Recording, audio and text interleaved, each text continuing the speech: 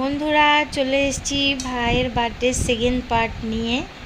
ও যেহেতু সকাল 8:30টার সময় অফিস চলে যায়, তাই সবটা করে ওঠা সম্ভব হয় না, তাই রাতেই সমস্ত কিছুর আয়োজন করেছি।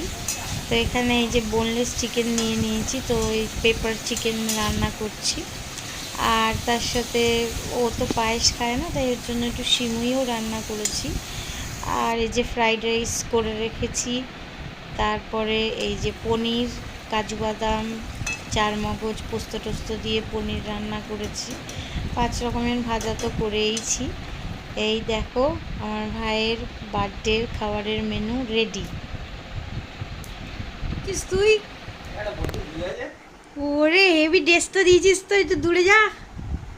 ভালো লাগছে? হ্যাঁ হেভি লাগছে। এই দেখো দেখো বিয়ে বাড়ি যাচ্ছে, বেস্ট ফ্রেন্ড রানার বিয়ে, সবাই দেখো তোমরা সেজে গুজে একদম যাচ্ছে। আর এই মহারথী এই যে দুধ খাচ্ছে আর মামাকে ডাকছে, দেখছো ফিট ফাট হয়ে যাচ্ছে পুরো। নে লাগছে? হ্যাঁ বলে কালা তুই